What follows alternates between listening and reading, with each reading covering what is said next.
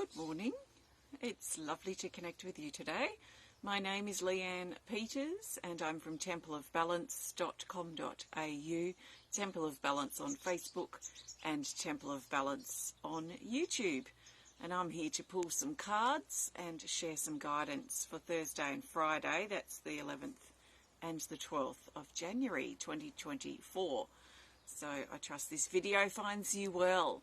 And if you're not doing so well today, I trust that there's some support or guidance that resonates with you that you can find in this video. So thank you for joining me today. So I'm coming to you live from Tasmania, Australia, where it is Thursday the 11th of January, and the time is 8:10 a.m.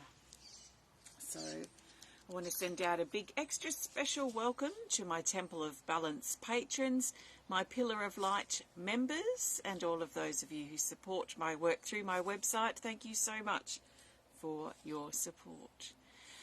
So if you're new to watching, welcome. What I'm going to be doing is using my Oracle cards that I created. That's 2 decks combined. We have Speed of Light Oracle and the Animal Kingdom Oracle cards. And these have been combined to make a 110 card deck, which I'll be using today to find the best cards that the majority of us need. So I'll be looking for a card for Thursday, a card for Friday, and then a card for the theme for Thursday and Friday. So please take on board what feels right and what resonates and what fits into your life easily, and let the rest go. Just think of this as a guide, and really pay attention to the things that speak personally to you. And let's see what happens. Good morning, everybody. It's so lovely to see you. Hi, Maria. Welcome. So let's look for the best card that the majority of us need for Thursday, the 11th of January. So the best card for Thursday is this. It's a Speed of Light Oracle. And we have this. Oh, we haven't seen this for a while. This is Expression card 31. And it says communication, listen, share, deliver, and trust. So let's first of all make sure that we're really listening and making sure that we're paying attention to what's being said and what we're saying as well. So what's coming out of our mouth, but also what's coming out of the mouths of others. So let's make sure we are paying close attention. If there's something that we don't understand, let's ask questions so we can make sure that we comprehend and understand what is being said and what is being expressed. And especially if information or communications come in like a text message, we may want to get more information, especially if we're not taking it the way it's meaning, because of we're lacking the emotion behind or the expression behind the actual communication. So let's make sure we are really paying attention and understanding what is being communicated today or on Thursday. And let's also look at ways of expressing ourselves. So expression is really important for helping us shift bottled up energy, bottled up emotion, bottled up issues or wounds. Expression is a great way for us to move energy, and energy wants to move. Emotions want to move. That's why they're called emotion. They want to be in motion. So when we get stuck or stagnant, usually we're not letting the energy or the emotion flow or move. For whatever reason, we may not know what to do. We may be surprised by this state of feeling or by what's happened. So we may be trying to figure things out. So we might be a bit quiet while we digest what's going on. But ultimately, it's like with creativity as well as communication.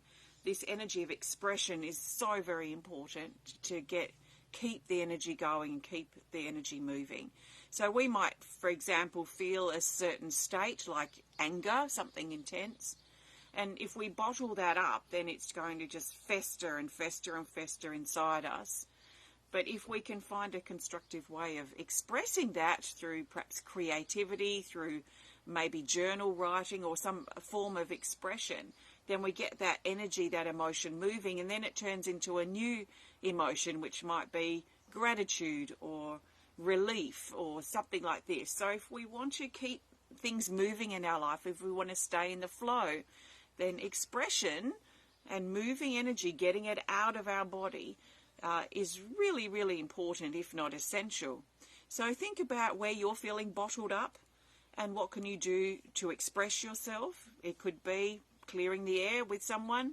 It might mean getting creative. It might mean journal writing. It could be through body movement or exercise or other forms of expression that you have. It doesn't have to be verbal.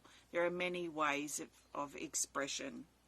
So that's our card for Thursday. Now, communication blocks can be quite confronting. So if you're dealing with a communication block or a communication breakdown, then it might be helpful on Thursday to do something about it. So if I feel that and it's a bit awkward or confronting for me to express myself, it might be something very personal, then I will probably sit with it quietly within myself for a little bit, maybe write in my journal and get clear in myself about what it is that I feel or what it is that I need to do or what it is that I need to say.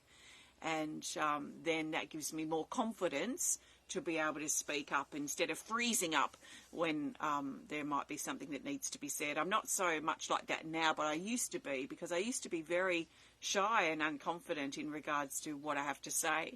And in fact, doing videos like this would have been unheard of for me 20 years ago. And I started off on internet radio where you couldn't see me, and I had a script, and then I just got more and more confident in speaking up. And this platform has been really important for me personally in getting more confident in the way I express myself and the way I communicate. So, you know, it wasn't always like this. I was the shyest person you could imagine, very unconfident, especially in my mid to late teens and even in my 20s. So, you know, it takes effort for us to get out of our shell, to find a way to say what needs to be said. So I trust that supports you. Thanks for watching and connecting, everyone. Hi, Jane and Sam and Michelle and Louise is here, and Belinda's here from Norway. Welcome. And Anita and everyone else who's connecting. Let's now find the best card that we need for Friday, the 12th of January. Oops, we got some flying happening. The dolphins flying out. And other cards are flying out. So the best card for Friday, the 12th of January, for the majority of us is, we'll go with this card. It's another Speed of Light. I don't know why I've even got the Animal Kingdom in this deck at the moment, because lately this is all we're picking up. And this is very interesting because this card, Sacred Haven, has been coming up in my memories, Facebook memories today and yesterday, because it was, well, 12 years. 12 years since I drew this illustration, like today and yesterday. I was working on it. So this has been coming up as in progress in my newsfeed from 12 years ago, 2012. It's card 5, Sacred Haven, and it says gratitude, connect, reflect, and stand still. This is Friday's encouraging us to stop and smell the roses, to stop and count our blessings on Friday, and to really look at who or what we are grateful for. Maybe where we find ourselves in life, there are some things that we can be grateful for, because some things are perhaps working out for us, which is certainly something to appreciate. Maybe there are people around us that have stood by us through thick and thin. Maybe there are some that haven't, but let's not focus on them. Let's focus on the ones that have. Let's focus on the ones that are there and that do support us and that do care for us and make an effort to reach out and this sort of thing. So people to be grateful for on Friday, and just a general sense of gratitude and looking at the glass half full in our life rather than the glass half empty. So let's stay optimistic, let's stay hopeful, let's stay appreciative of the things that are working for us in our life, because things could be much worse. Even if things are quite difficult right now for some of us, they could be worse. So it's good to be grateful and notice the things that are working, because when we hone in and when we tune in and when we really pay attention and notice the stuff that is working, then more's going to start working. If we focus and tune in on the things that aren't working and the people that aren't there, then more things aren't going to be working. So it's where we're putting our attention. So if you've been a bit negative or a bit down in the dumps lately, then practicing your gratitude can be a really helpful way of pulling yourself up out of that space, casting yourself a lifeline. And it's not a hard thing to do. Unless things are really difficult and we can't find anything to be grateful for, then I'm sure we can be grateful for a roof over our head, if we've got that, because there's many that don't. I'm sure we could be grateful for food on the table, because many want that and many don't. I'm sure we could be grateful for the clothes on our back, or the vehicle that we drive to take us places, that we've got fresh water at our tap. You know, there are so many things that we can appreciate, the basic survival things. So if you're struggling to think of anything in general in your life, look at the everyday basic things that you can access that are a gift, and think about feeling gratitude in your heart for those things. I'm a big believer on practicing genuine gratitude, not pretending to be grateful. So, you know, if we're having an issue with a person right now in our life, it might not be someone I can easily say, well, I'm grateful for you right now, in my own space, in my own journal, or in my own head, because I might have a ripe issue that's raw and cutting a bit of a nerve. I can't pretend to be grateful for that person right now. So I might need to look at something else, or look at the wounds that I have, the issues that I can resolve, so I can move into gratitude with that person. I don't want to pretend my gratitude. That doesn't serve anything. I need to be genuine with myself about the things that I appreciate. So feel that genuine gratitude. Stop and count your blessings, especially on Friday. But why not do that now? You don't have to wait till Friday. And it's a great time to stand still and enjoy the things that are working for us in our life. So that's for Friday. I trust that supports you. See how you go. It's good advice anytime, really, that gratitude thing. So thank you. I'm going to pull a theme card in just a moment. But before I do, I want to thank you so much for joining me today. So thank you so much. If you have enjoyed this video, please hit the thumbs up button. Please show us some love. Please comment or share if you're inspired to. And if you'd prefer to connect more privately, then please send us a message through our website. So I've got my monthly classes coming up this Friday, so that's actually tomorrow. So I'll be preparing for those things today. So card reading club's on tomorrow. We'll be looking at elevating our vision, and my online art class is on tomorrow as well. That's we're looking at the water element, and especially through the eyes of self-discovery. So what can we learn about ourselves in relation to the element of water? So we'll be looking at flow, emotions, creativity, the feminine energy as well, but I'm talking about true feminine, not crazy feminine that tends to be out there right now. No offense, but just saying. And so if you're interested in joining me for either of those, then please have a look on my website. If you'd like to grab yourself a deck or two of cards, or if you'd like to learn more about the work that I do at Temple of Balance, if you resonate with my approach and my way, then there may be some resources that can help and support you that I've created, or that I can create for you. So please have a look at templeofbalance.com.au. So thanks for connecting today. Let's grab a theme card. The best theme card I'm looking for the majority of us for Thursday and Friday. That's the 11th and the 12th of January 2024. And let's see if we can break the speed of light theme, because for the last 3 videos, which is the last week, I think there's only been like 1 or 2 perhaps featured card Animal Kingdom. They've all been speed of light. So that tells me there's a lot of truth seeking at the moment. There's a lot of very direct energy that's probably pretty confronting.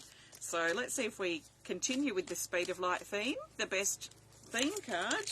Oops, I dropped a bunch I got to get them. If I can reach. Excuse my head. Okay. Let's put these back. And let's just settle this deck. And again, the best card for the theme for the 11th and 12th of January 2024 is this. Oh, we have got an animal kingdom. We have this. I can't see it. Ah, well, okay, so we've got an emphasis, a big emphasis around communication. So this is the Macaw card 12 for the 11th and 12th theme. The Macaw says bold and daring communication. Okay, I've only got a couple of communication cards in this whole deck of 110. They haven't come up for quite some time. In fact, I was thinking about that in the last reading with the cobra bite and the white tiger and the energies that came up in the last reading, which were very intense. I was thinking, oh, that's interesting. We've got no communication cards. So I was thinking about that, I'm pretty sure yesterday or the day before. And now we've got the expression card, which is about communication. And we've got a Thursday, and we've got the Macaw, which is very clearly about communication for the theme. So we've got an emphasis here around communication. This is probably going to be confronting because communication issues or blocks in communication can be confronting. It's not easy sometimes to speak up and say what needs to be said or clear the air or say how we feel, especially if we think that someone's not going to understand or we're going to be attacked or we're feeling self-conscious or unconfident about the words that we say or unsure about how we really feel. Or we've got past issues as well, then this can be quite confronting energy. So, you know, sometimes we might think it's easier just to have a companion as a pet or a dog or something because they're not going to argue back. But actually there is great opportunity in having connections with other people and having the opportunity to communicate, because communication actually shows us a lot about ourselves, and this is probably why it's pretty confronting, because if we're not confronting the truth about ourselves, it's going to be reflected in our communications with others, especially in those people closest to us or those people that stir us up the wrong way. So we might want to hide away from people. There might be that tendency, especially if we're avoiding confronting ourselves. What I've found is my communications issues in the past have actually been a reflection of my communication issues with myself. So if we notice that we've got communication problems with people in different instances and different situations in our life, if it's like, why are all these people got communication issues? It's most likely, or like, we're the common thread here in these communication issues. So I find communication issues tend to reflect to me my communication issues with myself. So if you're noticing strong issues around this at the moment, I highly recommend that you ask yourself where you're blocked in your own communication with yourself. So communications usually consists of two things especially, and that's emitting, the expression of whatever it is that we have to say. So coming out and then coming in. It's like a giving and receiving, an emitting and a receiving. So we're listening and what we have to say or express. So I guess it's like listening and expression. So how are we expressing ourselves as clearly as we could be? Are we being honest in our expressions and our communications with ourselves and also with others? Because if we're not being honest in our communications with ourselves, if we're fooling ourselves, then we're going to be reflecting that in our communications with other people without realising it.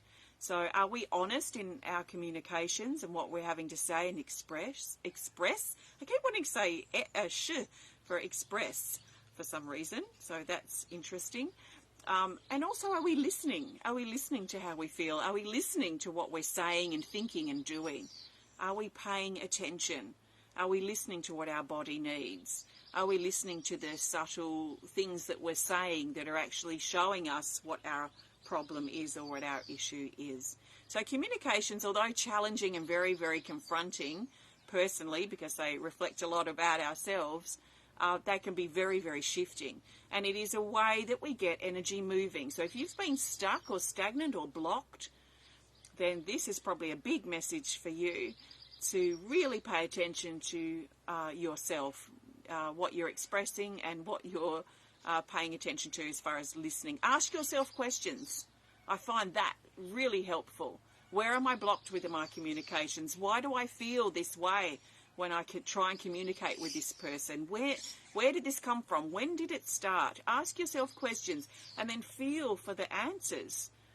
And this is great, having a dialogue with yourself. You could do this in your journal. You can do this in your mind. You can do this out loud if you want to. And really think about things from all different sides. So you can get a really clear picture of what's going on and where you might be blocked and how you might be able to push past that and really free yourself. So our theme is bold and daring communications. What do we need to say? What do we need to speak up about? And how does this all come back to reflect on our communication issues or our blocks with ourselves? So can you communicate better? We all can. So how can you communicate better? Is it through honesty, listening better, being more articulate, thinking before you speak a little bit more than usual? Do you tend to blurt things out? Are there balanced conversations around you where there's listening and expressing? Or is it all one-sided? Do you have to dominate conversations? Do you feel awkward in silence? Because that's also a part of communication. Are you okay to just sit and listen? I used to often lose my voice when I was younger, and that was part of my own shyness and my own blocks in communication. And so anytime I'd have to stand up in front of my class and share my project, I love working on my projects quietly at home. I put a lot into those projects, but if I had to stand up in front of my classmates and speak about it, that would freak me out, absolutely freak me out. So one of two things would happen almost every time. I would lose my voice just at that time, like a day or two prior. I'd get laryngitis or something. I got that quite often. Or I'd burst out into laughter and I couldn't stop laughing. So actually losing my voice a lot growing up, especially in those sort of mid-teens to probably into my mid-20s when I was most prominently dealing with this stuff, it was actually a great opportunity for me to actually stop and just listen. Not that I was very vocal at the time, and when you've got kids, it's interesting too, when you've lost your voice and you can't speak to them, so you've got to whisper or you've got to say nothing. It's very interesting just stopping and listening. So see how this feels for you. It may be a bit confronting, but it may be necessary to explore such things. So thanks for connecting. Have a great couple of days. I'll be back on Saturday. But I'm about to share some videos now for my Patreon people, my Patreon supporters. So I'll connect with you guys shortly for our healing video for the month and the personal motivation videos for those of you connecting on that level. So I'll connect with you guys soon. I'll connect with everyone else on Saturday. Have a great couple of days and I'll see you soon. Thanks for connecting.